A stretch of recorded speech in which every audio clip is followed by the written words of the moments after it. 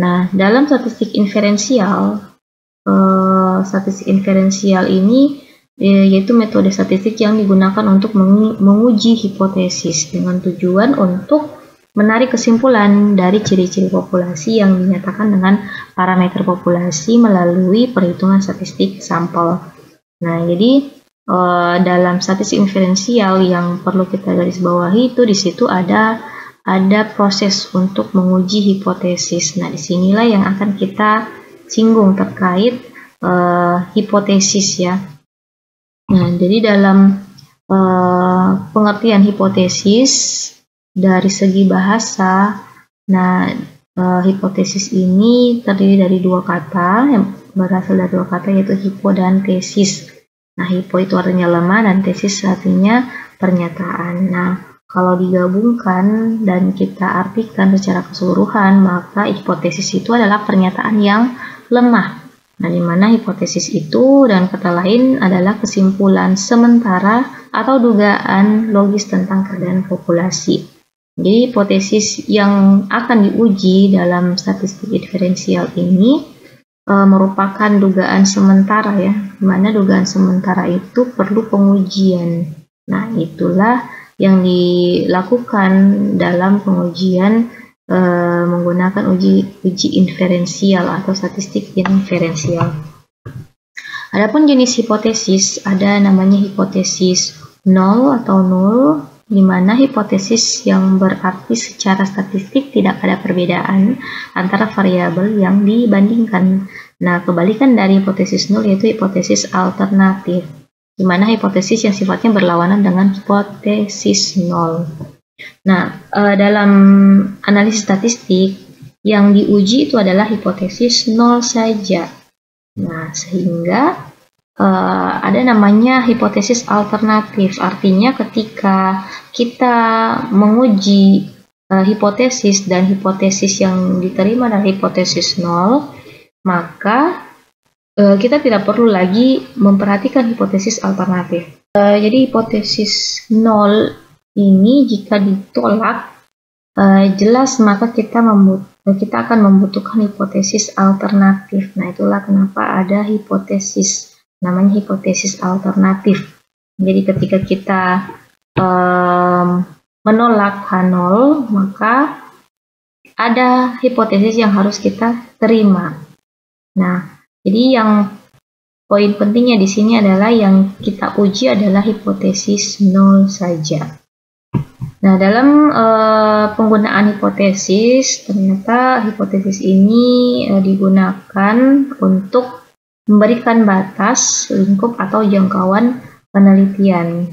Nah, selain itu sebagai bahan perencanaan peneliti agar dapat memilih data apa yang harus dikumpulkan dan tidak perlu dikumpulkan. Nah, jadi ketika kita membuat hipotesis, maka hipotesis itu adalah batasan kita. Apa saja yang kita mau teliti, apa saja data yang harus kita kumpulkan. Misal kita ingin menguji hubungan antara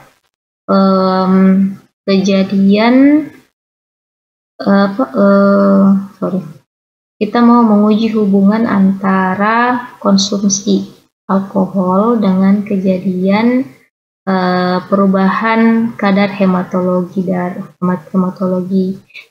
manusia ya. Nah, jadi di sini kita bisa melihat bahwa data yang kita butuhkan itu terkait konsumsi alkohol, entah itu kita mau lihat dia konsumsi atau tidak, atau lebih detail lagi berapa banyak yang dia konsumsi. Kemudian kita membutuhkan data terkait kadar hematologi. Nah, jadi kalau dalam ilmu kesehatan kadar hematologi itu kan ada beberapa. Nah, jadi tinggal kita bayangkan kita ini mau penelitiannya terkait kadar hematologi yang bagian mana, parameter yang mana. Nah, maka kita perlukan untuk mengukur kadar hematologi tersebut. Kemudian Dalam pengujian hipotesis ada prinsipnya ya. Jadi prinsipnya itu pada dasarnya melakukan perbandingan antara nilai sampel dengan nilai hipotesis yang diajukan, di mana kesimpulan yang dapat diambil dari pengujian hipotesis itu menolak hipotesis nol atau gagal menolak hipotesis nol. Jadi seperti tadi dikatakan bahwa yang kita uji adalah hipotesis nol saja, jadi bukan yang diuji adalah hipotesis alternatif. Jadi patokan kita adalah hipotesis nol. Nah, kemudian dalam perumusan hipotesis kita memiliki dasar. Yang pertama itu berdasarkan teori, kemudian fakta empiris dan imajinasi peneliti atau asumsi subjektif. Nah, kita lihat contohnya. Jadi dalam sebagai contoh di sini kita melihat suatu kondisi bahwa sopir mobil ketika dihidupkan mesinnya ternyata kunci kontak pada saat kunci kontak diputar ke posisi on, tapi mesin tidak mau hidup. Nah, di sini timbul permasalahan bagi si sopir, mengapa mesin tidak mau hidup. Nah, jadi dalam kondisi seperti ini kita pasti akan berasumsi ya, kita pasti akan menduga-duga. Nah, misal kita mengatakan bahwa mesinnya tidak mau hidup karena yang pertama bensinnya habis, kemudian ada juga anggapan bahwa akinya lemah, atau mungkin dihubung-hubungkan dengan keadaan sopirnya yang belum mandi. Nah, di sini dikatakan tadi bahwa dasar pembuatan perumusan hipotesis itu ada 3 ya, berdasarkan teori, berdasarkan fakta empiris, dan imajinasi peneliti. Nah, berdasarkan teori kita bisa lihat contohnya itu seperti bensinnya habis atau akinya lemah. Secara teori ketika mesin mobil tidak hidup, maka ada kemungkinan yang sering terjadi adalah bensinnya habis atau akinya lemah. Jadi secara teori akinya lemah sehingga mesinnya tidak bisa hidup. Nah, secara empiris bensinnya habis. Nah, karena biasanya kalau mobil mogok atau mobil tidak bisa menyala mesinnya, ya pengalaman itu tanpa kita mengetahui teorinya yang bisa jadi karena bensinnya habis. Nah, dan yang ketiga, yang contoh hipotesis yang ketiga itu sopirnya belum mandi. Jadi di sini adalah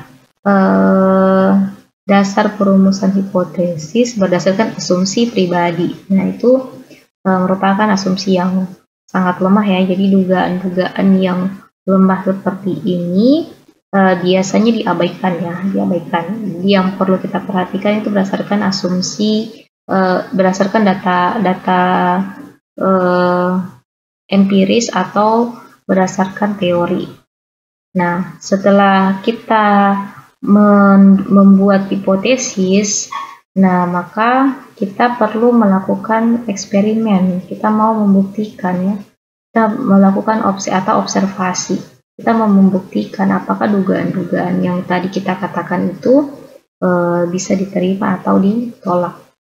Nah, ketika kita mau menguji hipotesis bensinnya habis, maka apa yang harus kita lakukan? Nah, yang pertama itu jelas kita akan mencari panelnya atau untuk melihat atau mengukur seberapa banyak bensin yang ada. Nah, kalau faktanya jarumnya menunjukkan kosong atau menunjukkan angka 0 atau empty, nah itu berarti memang mesinnya tidak menyala karena bensinnya habis. Nah, tapi ketika sudah diisi bensin tapi tidak nyala-nyala juga, nah artinya hipotesisnya tertolak. Mesinnya mati bukan karena bensinnya habis, tapi ada alternatif yang lain. Nah, kita lihat alternatif yang lain adalah misalnya akinya lemah. Nah, jadi kalau dilihat, kalau misalnya dibawa di bengkel, setelah dicek, oh ternyata memang mobil ini tidak menyala mesinnya karena akinya lemah. Nah, berarti hipotesis yang kedua diterima ya. Nah, berarti ya akan terbantahkan hipotesis kita yang ketiga. Nah, jadi di sini ilustrasi ya untuk mencontohkan perumusan hipotesis, ada yang berdasarkan teori, berdasarkan data empiris, dan berdasarkan asumsi pribadi. Nah, adapun langkah-langkah pengujian hipotesis itu kita mulai yang pertama itu menentukan parameter yang akan diuji.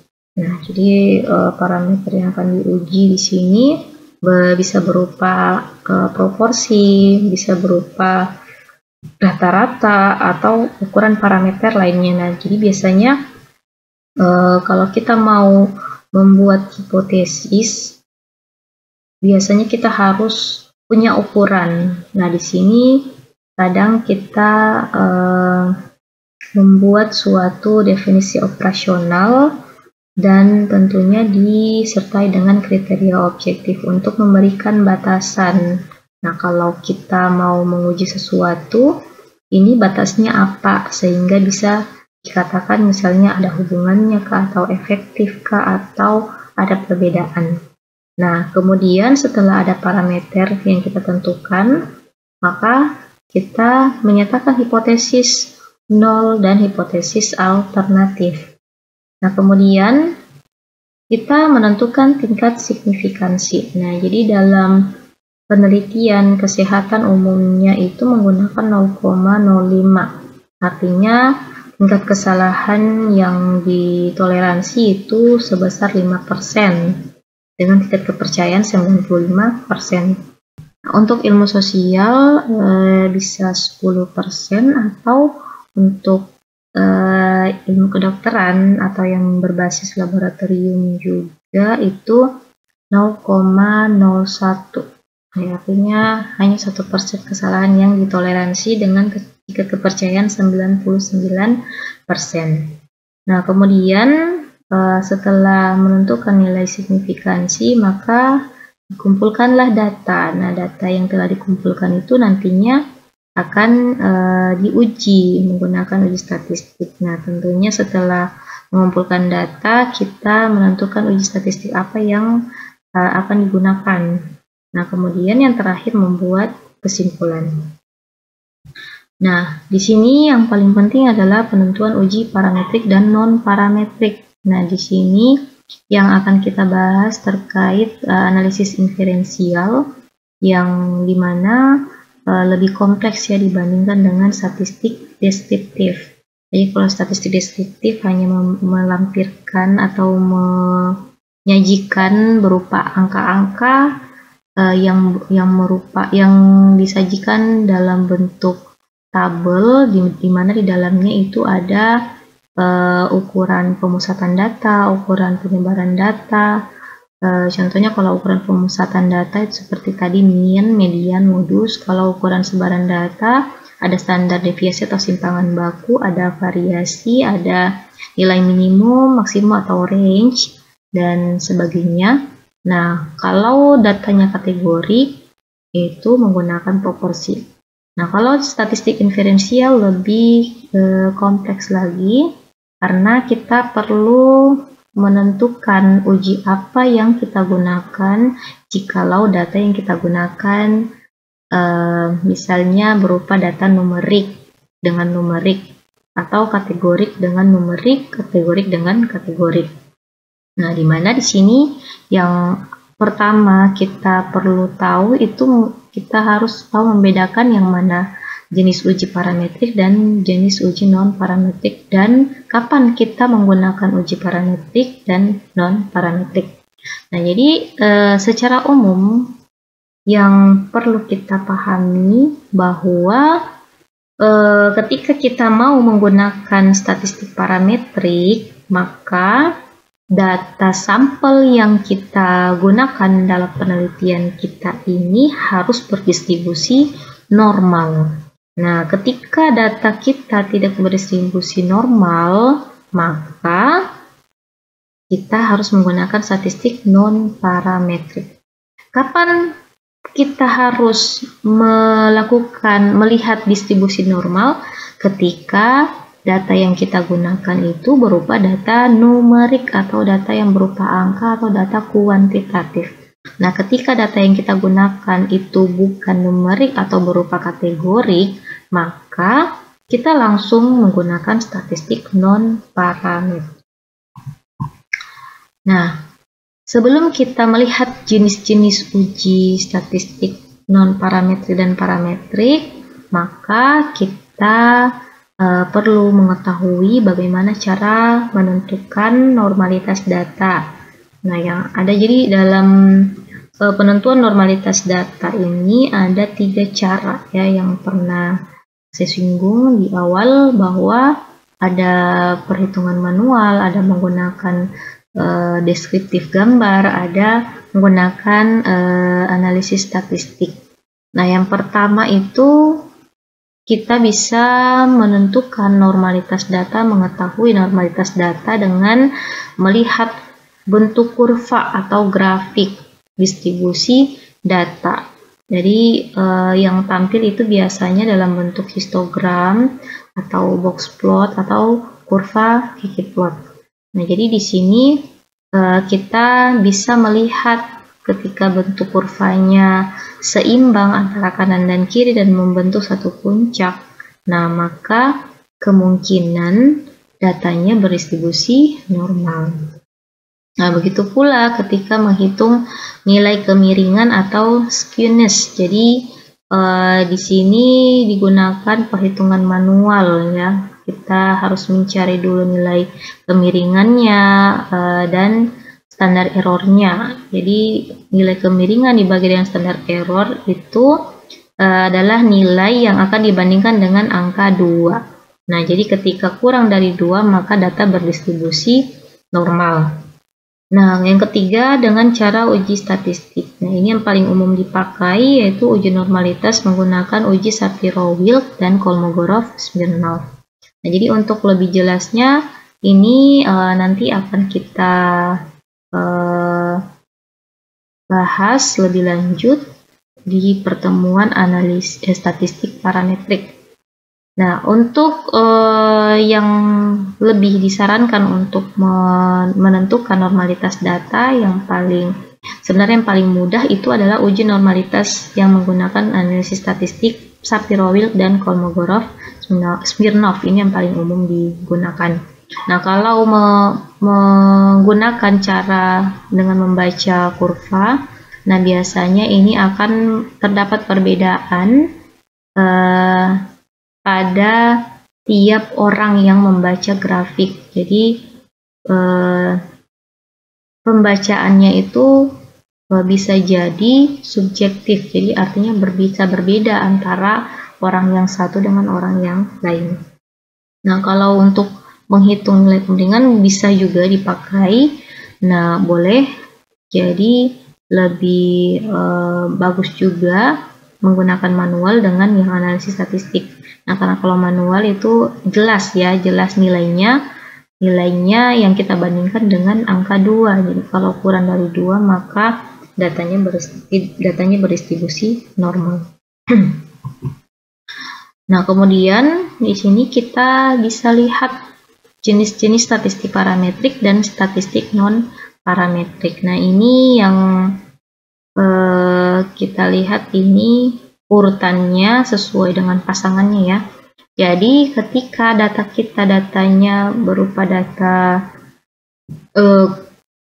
kuantitatif numerik, nah kita menggunakan statistik parametrik dengan dasar dengan asumsi datanya berdistribusi normal. Nah, jadi ada uji T berpasangan, ada uji T tidak berpasangan, ada uji one-way ANOVA, ada uji two-way ANOVA, ada uji korelasi Pearson. Nah, pasangan dari statistik parametrik ini ketika tidak bisa menggunakan statistik parametrik, maka digunakanlah statistik non-parametrik. Nah, jadi misalnya uji T berpasangan yang ingin kita gunakan, tapi dalam hal ini data kita tidak berdistribusi normal, maka uji alternatifnya adalah uji Wilcoxon. Nah, begitu pula uji T tidak berpasangan, uji alternatifnya adalah uji Mann-Whitney. Uji one-way ANOVA, uji alternatifnya adalah Kruskal-Wallis. Uji two-way ANOVA, uji alternatifnya adalah uji Friedman. Kemudian korelasi Pearson itu uji korelasi Spearman untuk analisis alternatifnya. Nah, terkait uji chi-square, uji Fisher dan McNemar ini memang digunakan secara langsung ya, tanpa memperhatikan apakah dia datanya berdistribusi normal atau tidak. Karena kenapa? Karena ketika kita menggunakan uji chi-square, Fisher dan McNemar ini, maka itu artinya data kita itu data kategorik, bukan berupa data numerik. Jadi ketika data penelitian kita kategorik, maka kita tidak perlu melihat apakah dia berdistribusi normal atau tidak. Tidak ada urusannya dengan distribusi data. Nah, beda halnya dengan ketika kita menggunakan data numerik. Ya, jadi mungkin itu saja terkait konsep statistik kesehatan. Nah, di mana yang paling banyak kita bahas itu terkait hipotesis, karena lebih kompleksnya statistik inferensial dibandingkan dengan statistik deskriptif. Untuk selanjutnya kita akan membahas terkait statistik parametrik. Sebagai penutup, kata-kata mutiara hari ini yaitu berproseslah dengan cara yang baik, apapun hasilnya, yang terpenting adalah apa yang kamu pelajari ketika berproses. Sekian dari saya tutup dengan ucapan billahi taufiq wal hidayah. Wassalamualaikum warahmatullahi wabarakatuh.